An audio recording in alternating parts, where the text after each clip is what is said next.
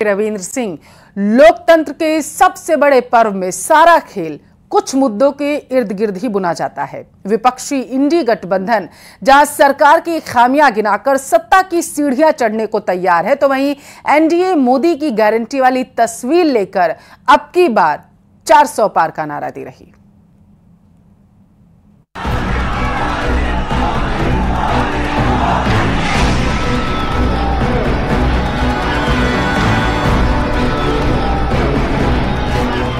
आजकल देश और दुनिया में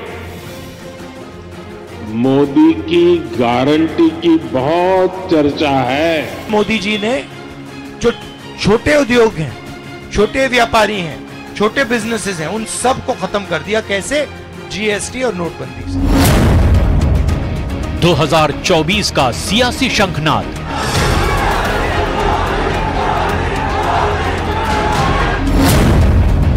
किसे मिलेगी शिकस्त, कौन होगा आबाद?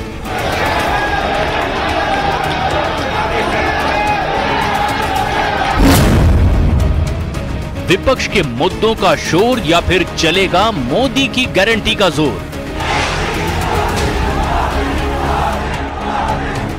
2024 के सियासी समर की तस्वीरों में अब और भी रंग भरने वाले हैं। चुनाव प्रचार को रफ्तार मिलने वाली है, मुद्दों को और धार दी जाने वाली है, क्योंकि 2019 के मुकाबले इस बार चुनाव की तस्वीर बहुत अलग है। इंडिया गठबंधन मोदी की अगुवाई वाले एनडीए के सामने है। यही वजह है कि पीएम मोदी नए एजेंडे और नई कूटनीति से विपक्ष को घेर रहे हैं। आज जब मोदी ये सच्चाई बताता है तो ये मोदी को गाली देते हैं। भ्रष्टाचारियों से भरे इंडी गठबंधन का सबसे बड़ा मुद्दा है मोदी का परिवार नहीं है। ये लोग कहते हैं कि इंडी गठबंधन के परिवारवादी नेताओं को लूटने का लाइसेंस मिलना चाहिए। क्या लूटने का लाइसेंस मिलना चाहिए? क्या मिलना चाहिए? क्या मैं हूं हम बानी मोदी के परिवार। पीएम मोदी के लिए हर चुनाव नया होता है, हर चुनाव सबक होता है। इसीलिए हर बार विपक्ष पर हमले के लिए वो कोई नया तीर निकाल लेते हैं जो विपक्ष के मुद्दों पर भारी पड़ते हैं। जिनके पास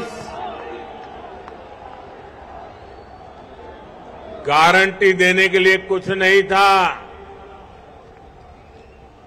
तो मोदी ने कह दिया था बैंकों से भी और रेहड़ी पटरी वाले भाई बहन को भी, अगर आपके पास गारंटी देने के लिए कुछ नहीं है तो चिंता मत कर दीजिए, मोदी आपकी गारंटी लेता है। अब की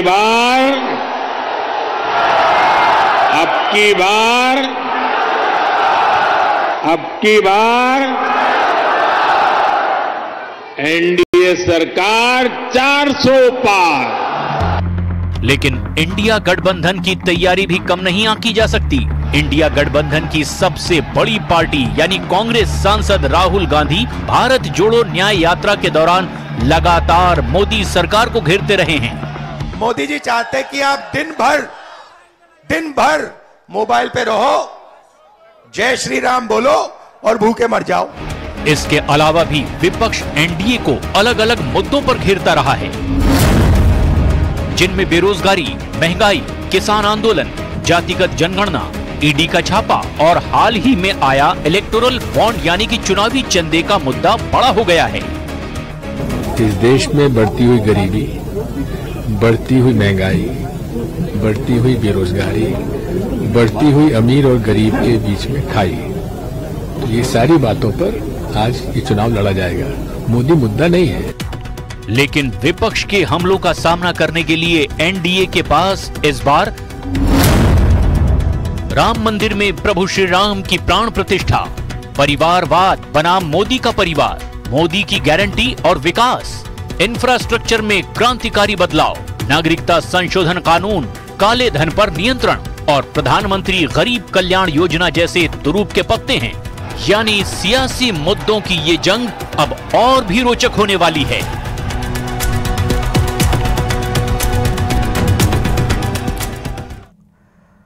चुनाव की तारीखों के ऐलान के साथ ही देश में आदर्श आचार संहिता लागू हो चुकी है। बीजेपी ने इस बार 400 पार का मिशन रखा है और अपने मेगा प्लान को अमली जामा पहनाने में जुटी हुई है, जबकि कांग्रेस खाता खोलने में दिलो जान लगा रही। चुनाव की तारीखों के ऐलान के साथ ही देश में आदर्श आचार संहिता लागू हो गई है। बीजेपी ने इस बार 400 पार का मिशन रखा है और अपने मेगा प्लान को अमली जामा पहनाने में जोर शोर से लगी हुई है, जबकि कांग्रेस खाता खोलने में दिलोजान से भिड़ी हुई है। बहरहाल प्रदेश में 2 चरणों में चुनाव होगा। पहले चरण की वोटिंग 19 अप्रैल को होगी, 12 सीटों पर मतदान होगा। दूसरे चरण की वोटिंग 26 अप्रैल को होगी, 13 सीटों पर मतदान होगा। प्रदेश में लोकसभा चुनाव के लिए कांग्रेस 10 प्रत्याशियों की पहली सूची जारी कर दी है, जबकि बीजेपी उससे पहले ही 15 नामों की सूची जारी कर चुकी है। हर सीट पर होने वाली हर हलचल पर पूरे देश की नजर होगी। एक नजर एक दूसरे के सामने खम ठोक रहे उम्मीदवारों पर डालते हैं। सबसे पहले बात भरतपुर की करते हैं। भारतीय जनता पार्टी ने राम स्वरूप कोहली को मैदान में उतारा है। राम स्वरूप कोहली की भिड़ंत संजना जाटव के साथ होगी। कांग्रेस पार्टी ने संजना को मैदान में उतारा है। बात चुरू के मुकाबले की करें तो यहाँ पर भारतीय जनता पार्टी ने देवेंद्र झाझड़िया को मैदान में उतारा है और उनका मुकाबला हाल के दिनों में भारतीय जनता पार्टी को छोड़ कांग्रेस में शामिल हुए राहुल कस्वा से रहेगा। जोधपुर का मुकाबला दिलचस्प रहने वाला है। भारतीय जनता पार्टी ने गजेंद्र सिंह शेखावत को मैदान में उतारा है और गजेंद्र सिंह शेखावत का मुकाबला कांग्रेस के करण सिंह से रहेगा। अलवर के मुकाबले की बात करें तो भूपेंद्र यादव भारतीय जनता पार्टी से उम्मीदवार हैं, वहीं उनका मुकाबला ललित यादव से रहेगा। बीकानेर की भिड़ंत भी दिलचस्प रहेगी, क्योंकि भारतीय जनता पार्टी ने अर्जुन राम मेघवाल को मैदान में उतारा है, तो वहीं कांग्रेस ने गोविंद राम मेघवाल को मैदान में उतारा है। जालौर के मुकाबले की अगर बात करें तो लंबाराम चौधरी भारतीय जनता पार्टी के उम्मीदवार हैं और उनका मुकाबला कांग्रेस के वैभव गहलोत से रहेगा। उदयपुर का मुकाबला मन्नालाल रावत भारतीय जनता पार्टी के प्रत्याशी और ताराचंद मीणा कांग्रेस के प्रत्याशी के बीच रहेगा। चित्तौड़गढ़ का मुकाबला भी काफी दिलचस्प रहने वाला है, क्योंकि यहां से पार्टी ने सीपी जोशी को मैदान में उतारा है और उनका मुकाबला कांग्रेस पार्टी से उदयलाल आंजना से रहेगा। 4 जून को नतीजे आएंगे। गौरतलब है कि 2019 में भी राजस्थान में भी 2 चरणों में ही चुनाव हुए थे। Bureau report, news 18 Rajasthan. Lok Sabha चुनाव के साथ ही बागीदौरा में उपचुनाव का बिगुल बज चुका है। महेंद्रजीत सिंह मालवीय के इस्तीफे से खाली हुई इस सीट पर क्या है नया समीकरण और कब डाले जाएंगे वोट, रिपोर्ट में समझिए।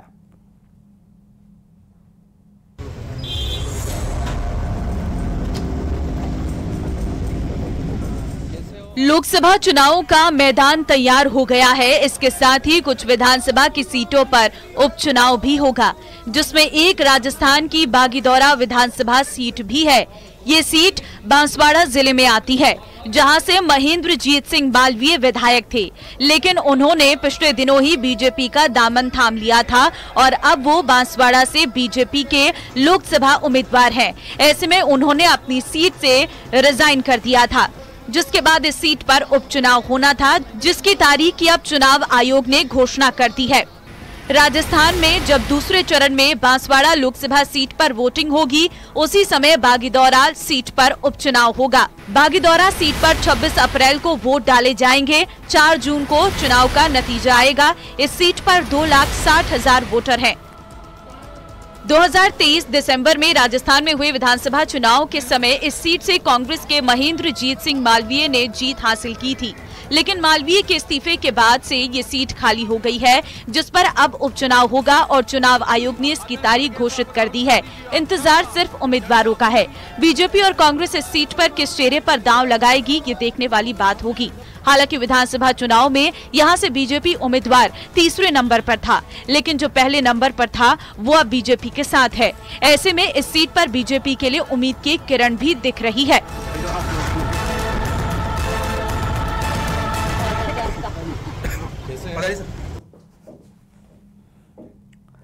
चुनाव के लिए सभी पार्टियों ने कमर कस ली है। बीजेपी, कांग्रेस समेत तमाम क्षेत्रीय पार्टियां भी अपने उम्मीदवारों का ऐलान कर रही हैं और इस बीच जोड़ तोड़ की राजनीति भी तेज हो चली है। कई दिग्गज बीजेपी में शामिल हो रहे हैं तो किसी को कांग्रेस भा रही। चुनाव से पहले राजनीतिक पार्टियों के नेताओं का एक से दूसरे दल में जाने का सिलसिला शुरू हो चुका है।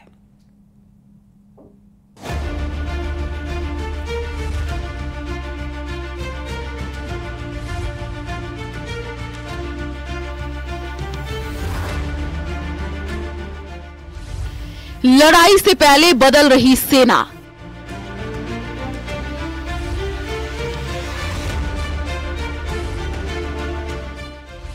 बदल रहे दल, बदल रहे स्वर।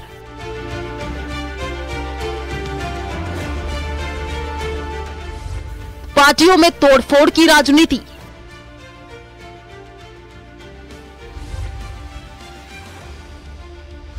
क्या जीत दिलाएगी ये रणनीति? लोकसभा चुनाव से पहले बीजेपी, कांग्रेस और अन्य दलों में तोड़फोड़ की राजनीति तेजी से चल रही है। कांग्रेस के कई नेताओं ने बीजेपी का दामन थाम लिया तो उमेदराम को हाथ का साथ रास आ रहा है। वहीं मशहूर गायिका अनुराधा पौडवाल भी बीजेपी में शामिल हो गई हैं। इतना ही नहीं, चर्चा है कि आरएलपी सुप्रीमो हनुमान बेनीवाल भी बीजेपी के साथ जा सकते हैं। कांग्रेस के 18 से ज्यादा नेताओं सहित करीब 35 लोगों ने बीजेपी का दामन थाम लिया है। जयपुर में बीजेपी प्रदेश अध्यक्ष सीपी जोशी ने सभी को पार्टी की सदस्यता ग्रहण करवाई। इनमें कांग्रेस के 2 वर्तमान जिला प्रमुख सहित पूर्व सांसद और पूर्व विधायक भी शामिल हैं। कांग्रेस के पूर्व सांसद करण सिंह यादव, पूर्व विधायक परन नवदीप सिंह, पूर्व निर्दलीय विधायक सुरेश टांक, जिला प्रमुख सुशील कंवर पलाड़ा, कांग्रेस से चूरू विधानसभा के पूर्व प्रत्याशी प्रताप पुनिया, अलवर जिला प्रमुख बलबीर छिल्लर, पूर्व विधायक पुखराज गर्ग शामिल हैं। बन रहा है देश की सबसे मजबूत पार्टी को और मजबूत बनाने का। और राजस्थान में जो माननीय मुख्यमंत्री जी की परिकल्पना है कि वापस 25 में से 25 सीटें लाई जाए, तो उनमें से पहली सीट होगी अलवर। इसी भावना को लेकर के आज मैंने भाई जसवंत जी, रामेश जी, महेंद्र जी, इन सब लोगों के साथ सानिध्य में बीजेपी पार्टी ज्वाइन कर रहा हूँ। जो लोग वर्ष में 30 दिन बाहर विदेश में आराम करने जाते हैं, लेकिन एक नेतृत्व है जो 15 साल 13 साल मुख्यमंत्री और 10 साल प्रधानमंत्री रहते हुए, जिन्होंने एक दिन और 1 घंटा भी अपने निजी जीवन के लिए नहीं लगाया, सिर्फ और देश और प्रदेश की प्रगति के लिए लगाया। यही विश्वास है कि 7 वर्षों की तुलना 10 वर्षों की जाती है। यही विश्वास है कि गरीब कल्याण से लेकर महिला सशक्तिकरण, युवा और हर क्षेत्र के उत्थान के लिए, कल्याण के लिए आदरणीय प्रधानमंत्री जी के नेतृत्व में काम हुआ। कांग्रेस पार्टी नशे में है, दिशाहीन है, नीतिविहीन है। ऐसे कांग्रेस पार्टी में ना देश का भविष्य है, ना प्रदेश का भविष्य है। इसलिए नरेंद्र मोदी 10 साल से जिस प्रकार देश को सामने रखते हुए अपना परिवार बनाकर उसकी उन्नति के लिए काम कर रहे हैं, देश की बढ़ोतरी के लिए काम कर रहे हैं, ऐसे नरेंद्र मोदी और भारतीय जनता पार्टी के साथ जुड़ने से स्वयं का भला भी है, देश और समाज का भला। इस बीच कांग्रेस और हनुमान बेनीवाल की पार्टी आरएलपी के गठबंधन की उम्मीदें और कम हो गई हैं। सूत्रों की माने तो हनुमान बेनीवाल अब बीजेपी के साथ जा सकते हैं। सोशल मीडिया पर बीजेपी आरएलपी गठबंधन की चर्चा तेज हो गई है। बेनीवाल के समर्थक एक्स हैंडल पर बीजेपी के समर्थन में पोस्ट कर रहे हैं। पोस्ट में बेनीवाल को भजनलाल सरकार में कैबिनेट मंत्री बनाए जाने की भी चर्चा हो रही है। हालांकि बेनीवाल के करीबी नेता उमेदराम बेनीवाल ने कांग्रेस की सदस्यता ले ली है। चर्चा है कि उमेदराम को पार्टी बाड़मेर से उम्मीदवार बना सकती है। बाड़मेर के बायतू से 2 बार विधानसभा चुनाव लड़ चुके उमेदराम बेनीवाल ने आरएलपी से इस्तीफा दे दिया था, जिसके बाद उन्होंने पीसीसी चीफ गोविंद सिंह डोटासरा की मौजूदगी में कांग्रेस ज्वाइन की। बेनीवाल के साथ कई और नेता भी कांग्रेस में शामिल हुए। आरएलपी के साथ गठबंधन का बाड़मेर में हरीश चौधरी और कई नेता विरोध कर रहे थे। बाड़मेर सीट के कारण ही गठबंधन को लेकर पेच फंस रहा था। कांग्रेस ने बाड़मेर में आरएलपी से गठबंधन करने की जगह उनके लोकसभा उम्मीदवार को ही कांग्रेस में शामिल कर लिया है। इस दौरान रिटायर्ड आरएएस जस्साराम चौधरी भी कांग्रेस में शामिल हो गए हैं। जस्साराम चौधरी को कांग्रेस नागौर से लोकसभा का टिकट दे सकती है। वर्तमान स्थितियों को देखते हुए जो किसान विरोधी ताकतों के खिलाफ हमें एकजुट होकर लड़ना जरूरी था, इसलिए ये फैसला लिया और बाड़मेर जिला जो पिछले जिला की श्रेणी में आता था वो अग्रणी सबसे आगे कैसे हो और भारत का दुबई कहें तो कोई अतिशयोक्ति नहीं।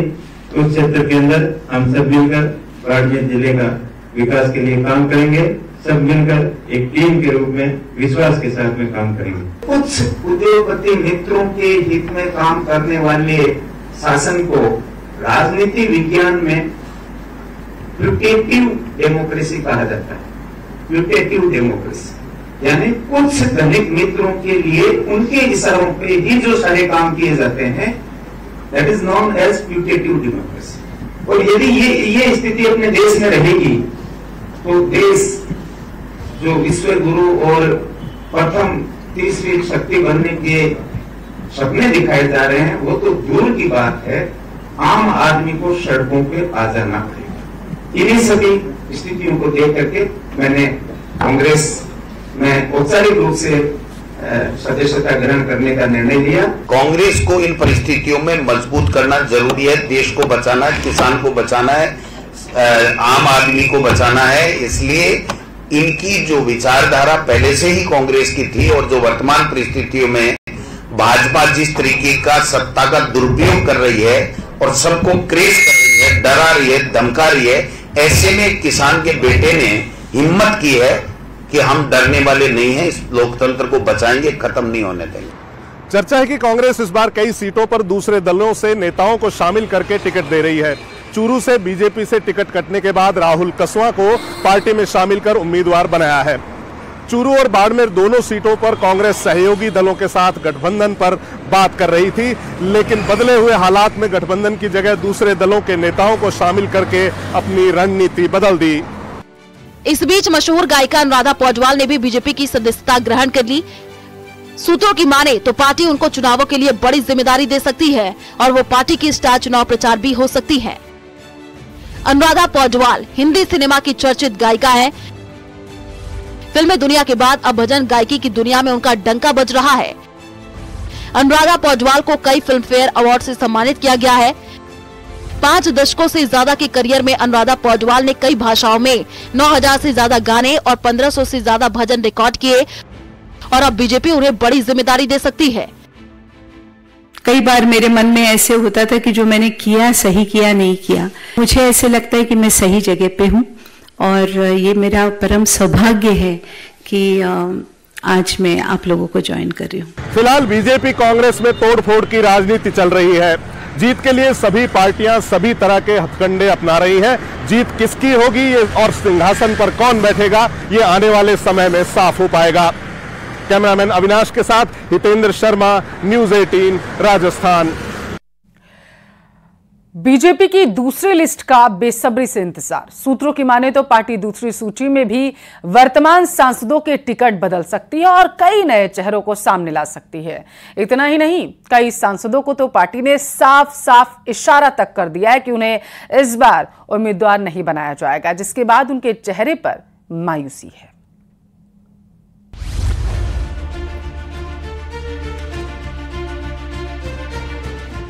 मिलेगा टिकट या बदलेगा चेहरा?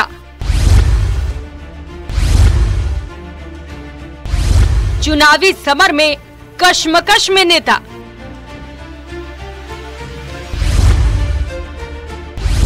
कहीं जीत तो कहीं टिकट की चिंता। कुर्सी की दौड़ में लगे पुराने नेता।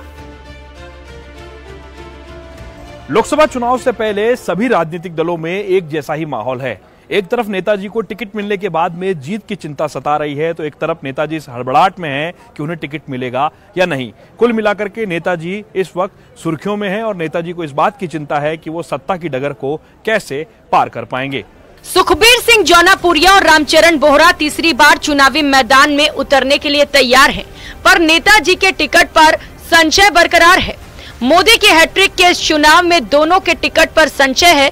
चेहरे पर टिकट मिलने की उम्मीदें कम ही दिख रही हैं। जयपुर सीट पर रामचरण बोहरा के साथ पूर्व प्रदेशाध्यक्ष अरुण चतुर्वेदी की बड़ी दावेदारी मानी जा रही है। लेकिन ऐसा माना जा रहा है कि पार्टी किसी और चेहरे पर भी दाव लगा सकती है। जौनापुरिया तो साफ साफ कह रहे हैं कि पार्टी टिकट काट भी सकती है, जो भी पार्टी का फैसला होगा उसे मानेंगे। तो बोहरा भी पार्टी के हर फैसले को शिरोधार्य करने की बात कह रहे हैं। भी रहा है कि कुछ सिटिंग एमपी की टिकट भी जो है ना बदल सकते हैं। बदल सकते हैं, पार्टी शीर्ष नेता तो जो करे हो सकता है। मंजूर होगा, सब कुछ संभव है। कैसे? मतलब जो भी जिस हिसाब से भी मतलब उनका ऊपर शीर्ष नेता तो देख रहा है, उस नाते कुछ भी हो सकता है। लेकिन आप तो विनिंग हो टॉक में। मैं करूँ, मैं अपनी तरफ से तो विनिंग हूँ। एक बात यह है कि जो ऊपर से शीर्ष नेता तो फैसला करेगा उसी का रहेगा। जो भी फैसला मानेंगे। तो कॉन्फिडेंट है आप टिकट के प्रति? ये भारतीय जनता पार्टी का निर्णय है, हमारे राष्ट्रीय अध्यक्ष का निर्णय है, हमारे प्रधानमंत्री का निर्णय है। जो पार्टी आदेश दी वो काम है। हरियाणा से ताल्लुक रखने वाले जौनापुरिया टोंक आकर के चुनाव लड़े। टोंक में चुनाव लड़ने के साथ साथ ही 2 बार वो मोदी लहर में संसद भी पहुंचे। इसके साथ साथ ही लो प्रोफाइल रहने का फायदा मिला सांसद के तौर पर चुनाव लड़ने वाले रामचरण बोहरा को। रामचरण बोहरा 2 बार मोदी लहर में न केवल चुनाव जीते, बल्कि बड़े अंतर से उन्होंने लोकसभा का रास्ता तय भी किया। हालांकि लो प्रोफाइल रहने के दौरान वो जिला प्रमुख सहित पार्टी के कई अन्य पदों पर पहले से रहे, मगर लो प्रोफाइल रामचरण बोहरा को इस बार अभी तक अपने टिकट का इंतजार। बीजेपी ने पहली सूची में अपने 5 सांसदों के टिकट बदले हैं। भरतपुर, जालौर, सिरोही, चूरू, उदयपुर के अलावा डूंगरपुर, बांसवाड़ा सीट से जीते सांसदों को पार्टी ने इस बार टिकट नहीं दिया।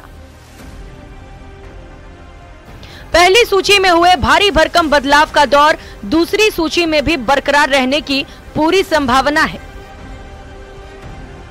पार्टी टोंक, सवाई माधोपुर, झुंझुनू, श्रीगंगानगर, अजमेर, दौसा, धौलपुर, करौली जैसी सीटों पर उम्मीदवार बदल सकती है।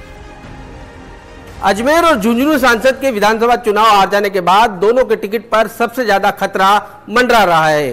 पार्टी जालोर सिरोही सीट से सांसद देवजी पटेल का पहले ही टिकट काटकर संकेत दे चुकी है कि विधानसभा चुनाव हारे सांसदों को वो फिर से मैदान में उतारने के कतई मूड में नहीं है।